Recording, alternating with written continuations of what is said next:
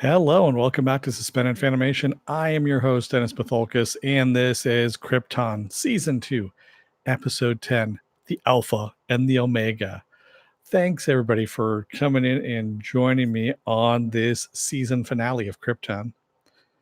And we got a lot of things that happened right near the end.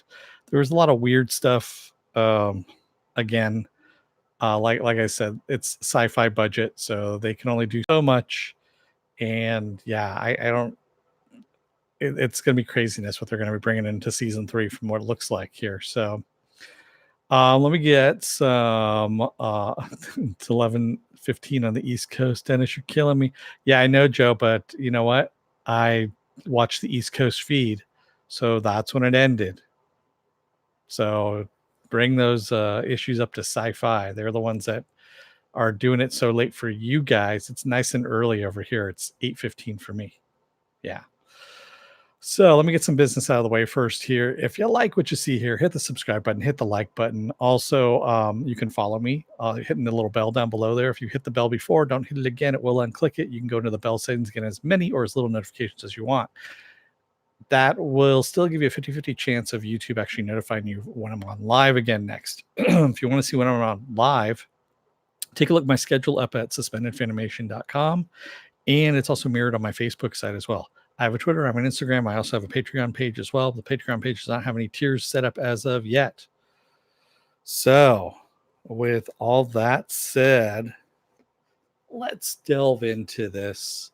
Spoiler alert, I am going to spoil the shit out of the episode. If you have not seen the episode, go and watch it. Come on back. This will be a video, and you can comment down below in the comment section. Thank you, Viking Bitch, for the paddle.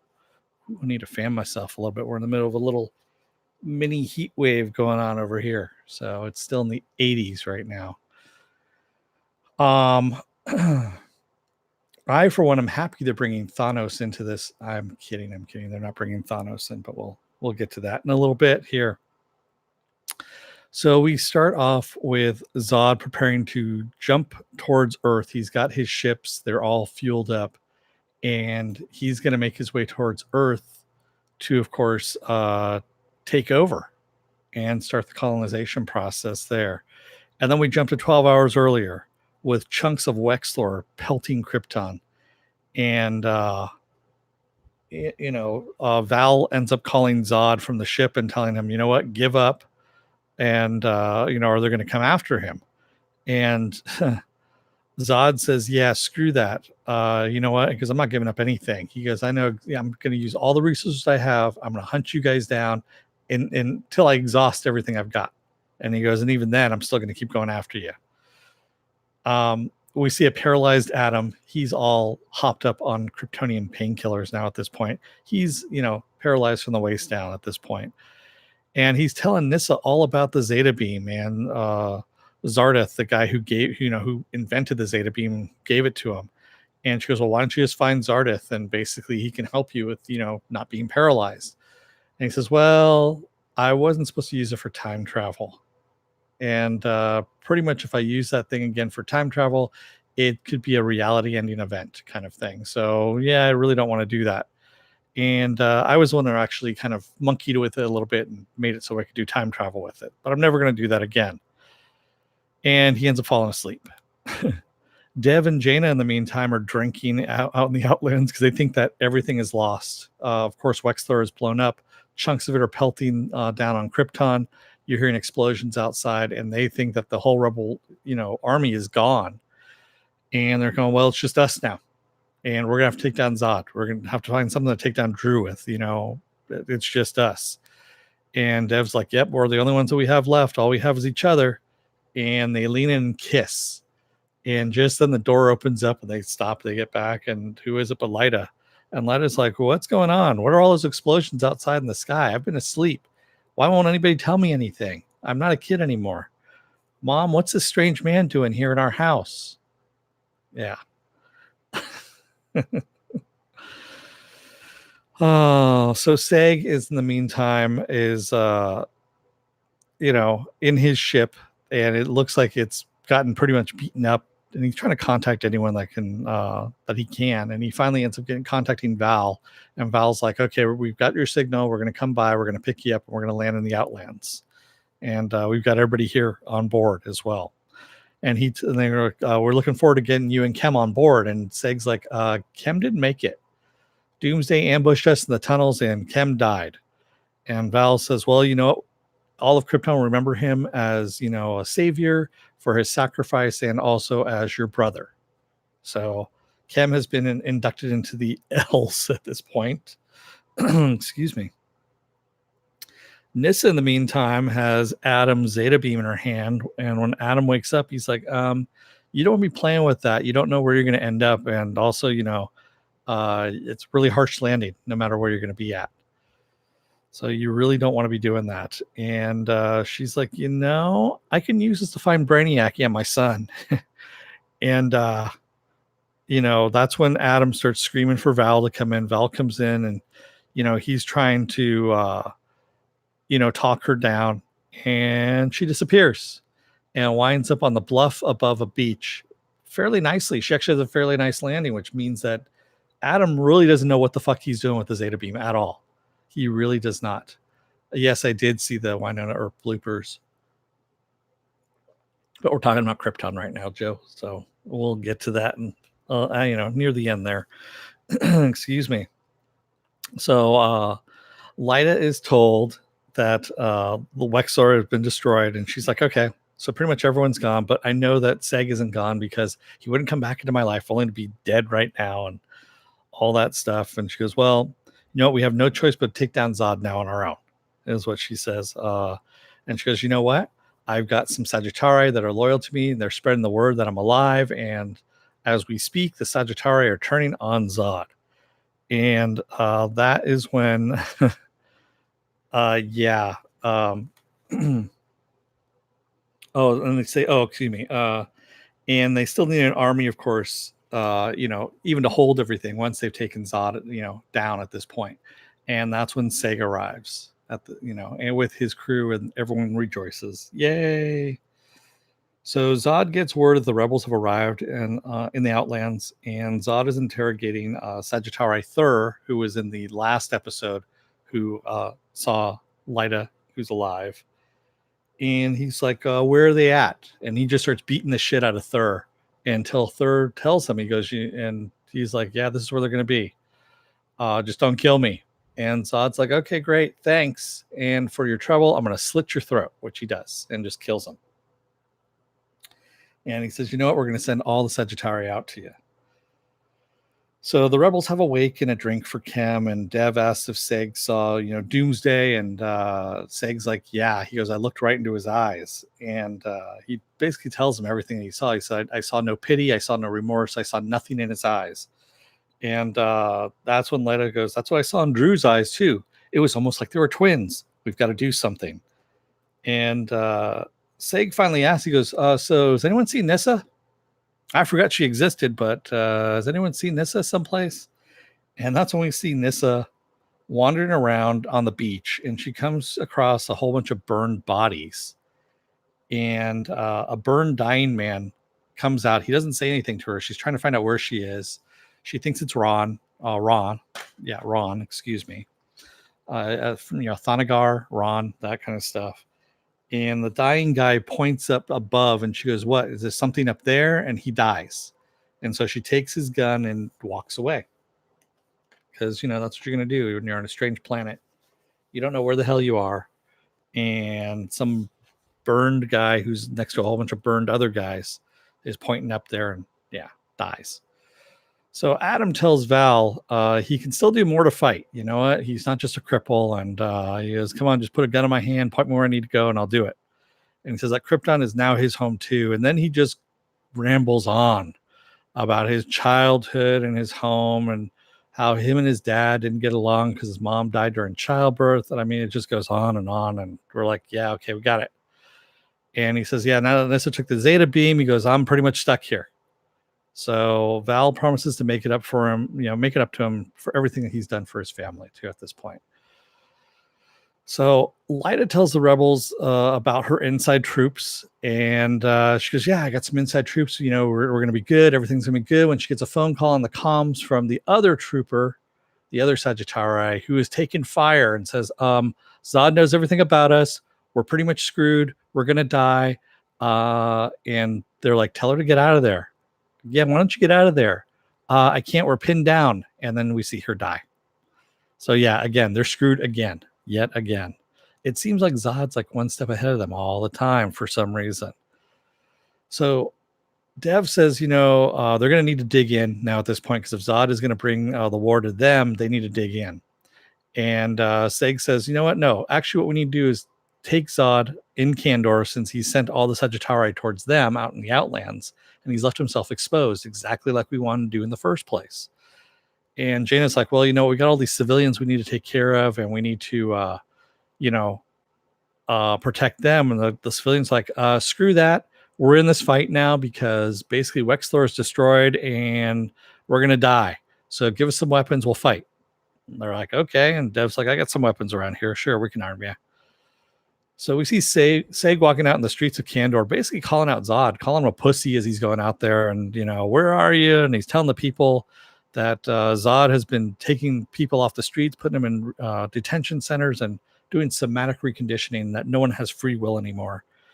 And Zod shows up and basically tells, he just kind of stares down Seg at this point. So the rebels in the meantime are setting up defenses as the Sagittari are coming in to attack. And Zod asks Seg, he goes, what did you think was going to happen? What were you going to achieve just coming here? And he says, well, essentially showing the people that you're an asshole, essentially, and that you're trying to take everybody and enslave them. And that's when Lyda shows up, and she goes, yep, I'm Lyda. I'm, the person you saw die up there was a clone that was somatically reconditioned because I opposed Zod and everything he stood for. He didn't like it, so he replaced me. No one questions whether or not she's a clone or not, because why not? We're just going to leave it at that. And she says basically they've had their freedom of choice taken from them. And Zod's like, yeah. He goes, I did take your freedom of choice from you. You know why? Because I've seen it before. You guys were complacent when you had your own freedom. You made bad decisions. And he goes, that's the reason why. He goes, I take your decision away from you. You live, and Krypton survives. Pretty much the exact same thing that Brainiac was telling Kandor, that he was going to take the city and they're going to live their one true, one perfect day forever kind of thing. That's exactly what Zod was promising them, was that he was going to do the exact same thing to them, only it was going to be the entire planet, not just a city. So Zod orders them arrested, and the troops go, yeah, you arrest them yourselves. And they just drop their weapons. And, Seg at this point says, you know what? I don't think he's actually going to surrender. And Lyta tells Zod to surrender and kneel before the city. And Zod's like, no, I don't think so. And that's when Seg uses a Superman 2 line, exactly. General, would you like to step outside? And he actually tried saying it like Christopher Reeve, which was actually pretty funny too. I always hated Zod. I always think of the cellophane S at Superman. So Anthony, try and watch the Donner version of Superman 2. Much better. And they get into a fight. They start fighting, and Seg is getting his ass handed to him. And Zod is talking shit about him too at this point. He's like, you think you're the Man of Steel? He goes, I fought the Man of Steel. You're not the Man of Steel. I'm taking you down. And Seg at one point goes, I don't need to fight you. I don't need to win. He goes, how does it feel to lose? You're still going to lose. And how does it feel to lose everything to a man who you think is weak and has no power? Is what he says. And just as he's about to really hurt Seg, that's when Lyta steps in and punches Zod and denounces him as her son. She goes, you're no longer my son. And she starts getting into it and starts fighting him. And we have Seg and Lyta tag teaming Zod at this point. In the meantime, we're seeing the rebels facing off against the Sagittari out in the Outlands. And finally, Zod gets taken down by Seg, and he's strangling him. He's going to kill him. And Lyta talks him out of it, of course. And, Lyta tells the Sagittari, why don't you call off the attack that's going off in the Outlands? They're like, oh, yeah, that's right. So they call off the Sagittari, and the Sagittari back off, and the rebels think they've won, which they have, but not the way they think they did. So he's laying there unconscious, beaten up by his parents, and Seg says, "You know what? There's no way he's ever going to stop, and the Phantom Zone is going to hold him. So what do we do?"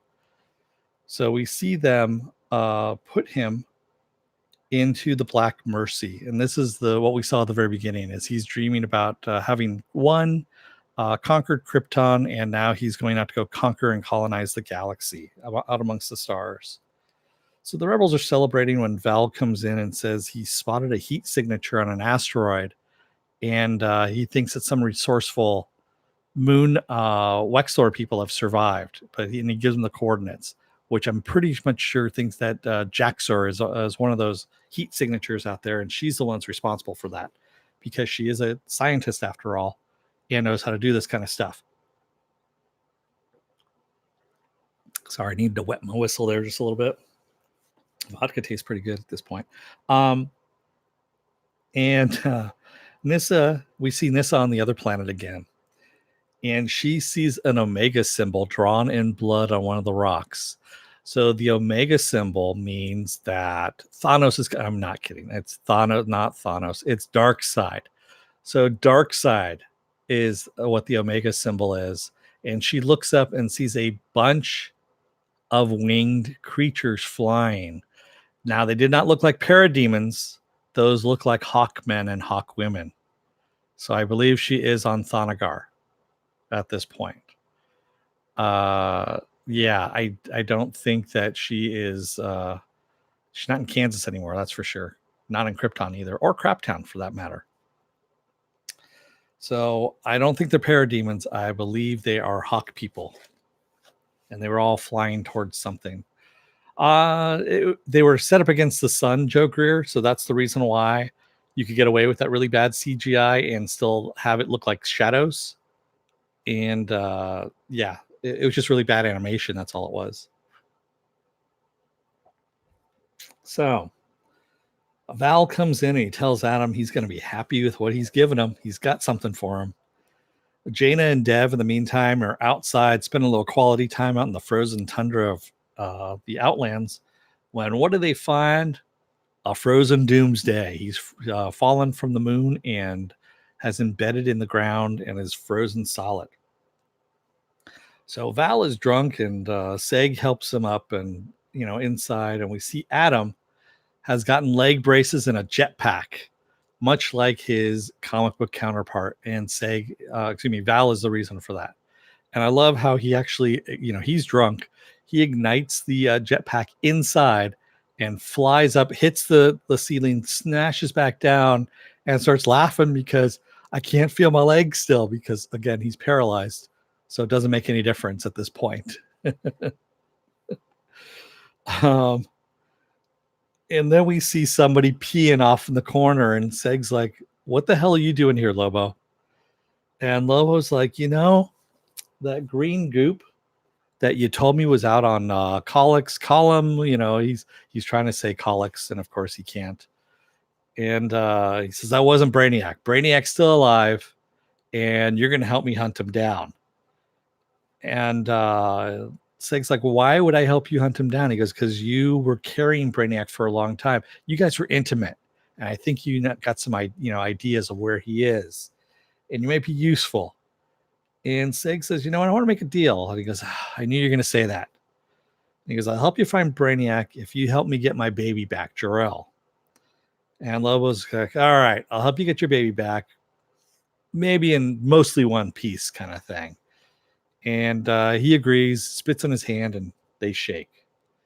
And then we see Brainiac looking over baby Jor-El and tells them to sleep, that when they get to where they're going, they have a long journey ahead of them. And when they get to where they're going, that Jor-El will be a god among men. And then they zoom forward and we see that it's Earth that he's heading towards. So Brainiac is heading towards Earth once again. And that is where we leave off the season. Yeah. So, yeah, they're actually going to fucking bring in Darkseid at this point.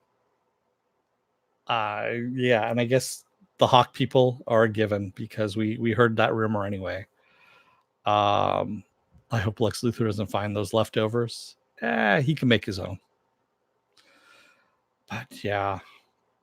And I agree, yes, Joe. Superman 2 did make up, Lester made up so many damn powers because he never read the comics because Lester is an asshole.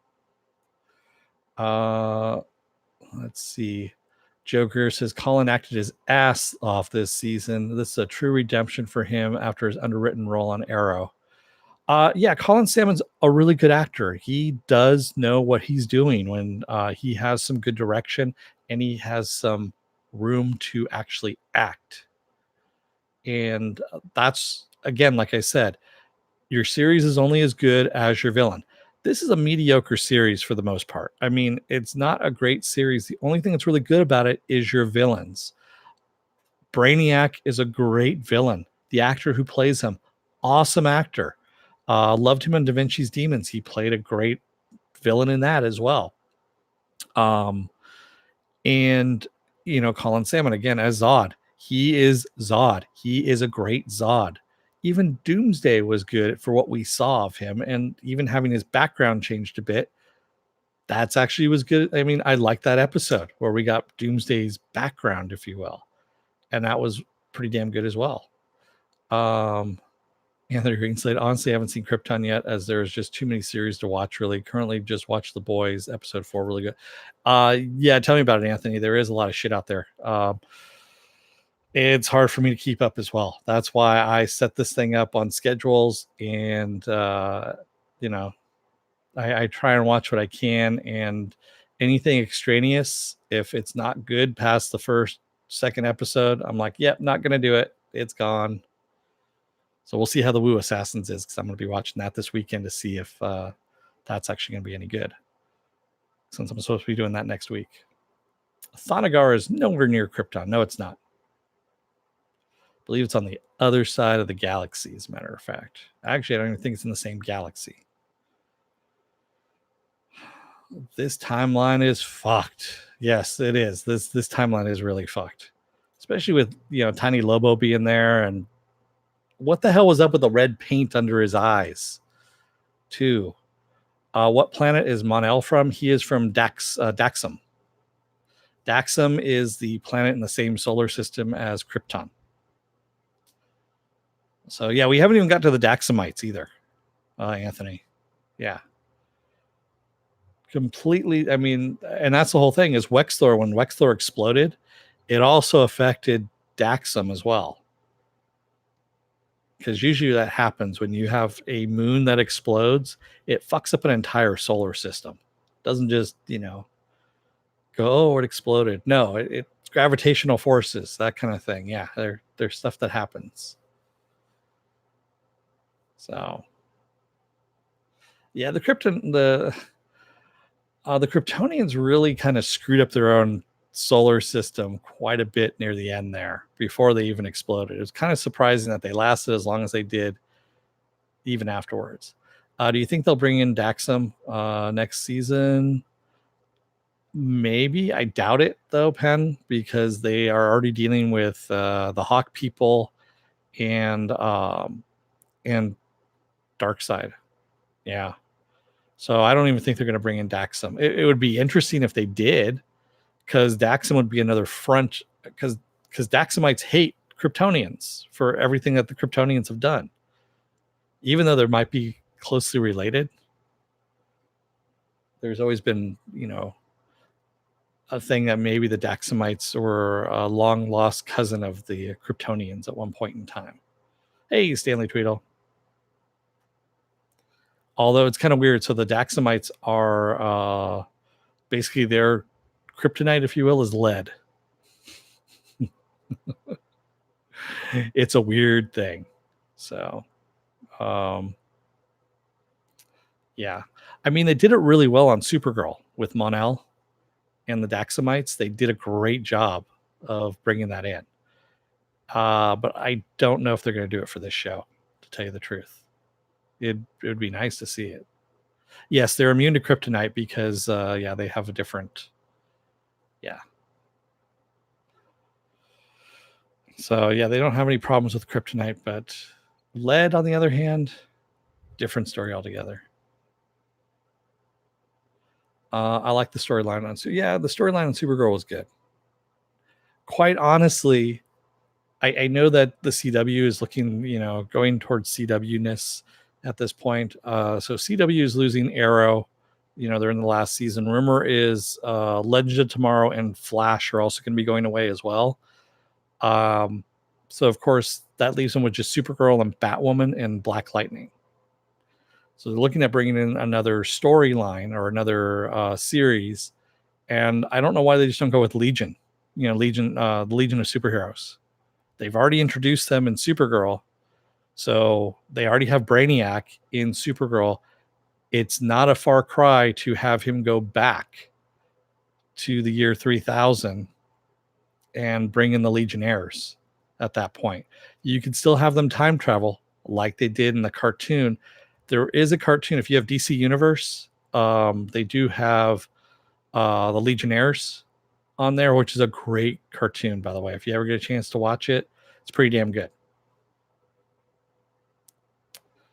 Yeah, Batwoman does not look good, but then again, it's CW, so it's also Ruby, what's her face, who cannot act to save her life. I'm sorry, she really can't. That's the reason why they made her a deaf mute in John Wick 2.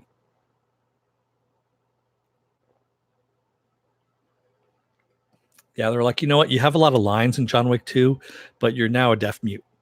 So learn sign language. Because we just don't like the way you're saying your lines.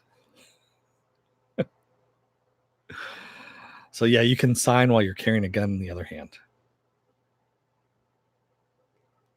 The fight scenes are good. The rest is meh in New Assassins. Well, it's good to know, Stanley. Yeah, they had to, Joe. I mean, pretty much everyone dies in John Wick that's not John Wick, and yeah, pretty much everyone dies in John Wick that's not John Wick. Or with the hotel. I know it sounds mean, Pen, but it is true when you start thinking about it. She had a shitload of lines in that movie, and there was no good reason why they made her a deaf mute. I mean, it didn't help the story at all or anything like that. It was because they just did not like, you could tell they didn't like the way she was delivering the lines. So they were probably just going, you're now a deaf mute. You're going to sign all your lines.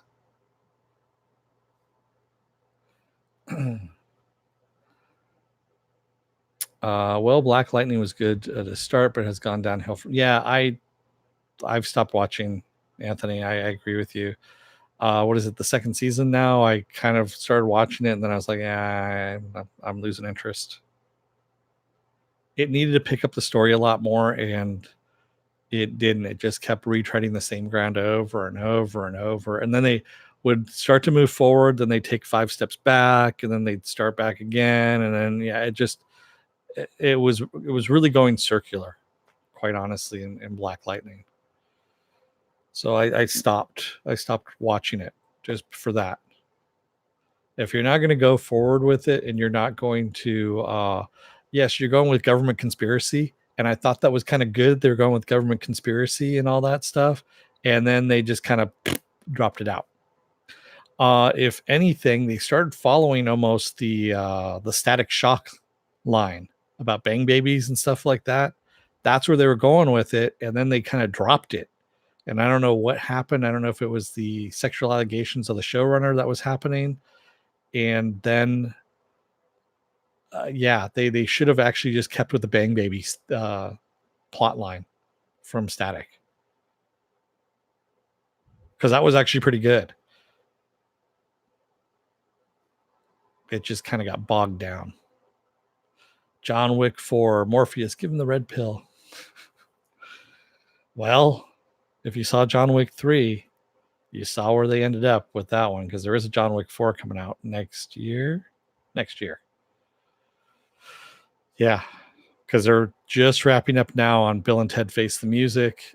And once they wrap up on that, Because I think they said I'm actually following them on Twitter, Bill and Ted Face the Music, and I think they said they have another week to go, and they wrap that, and then he can go right into John Wick 4, because the script's already written for John Wick 4. They know where they're going with it. Yep.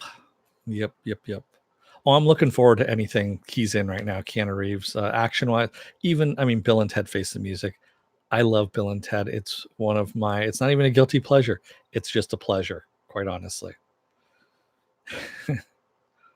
I love time travel movies. So anything that actually takes humor in the time travel too is really, really well done. Back to the Future. I know everyone uses Back to the Future as a time travel 101, but yeah, I still like Bill and Ted's time travel stuff that they do. But I digress. If you like what you see here, hit the subscribe button, hit the like button, and hit the follow button too, so you'll know when I'm going to be on next live. Also, you can check my schedule out on suspendedfanimation.com and also on Facebook. And I have a Twitter, I have an Instagram, and I have a Patreon page as well. But I don't have the tiers set up as of yet.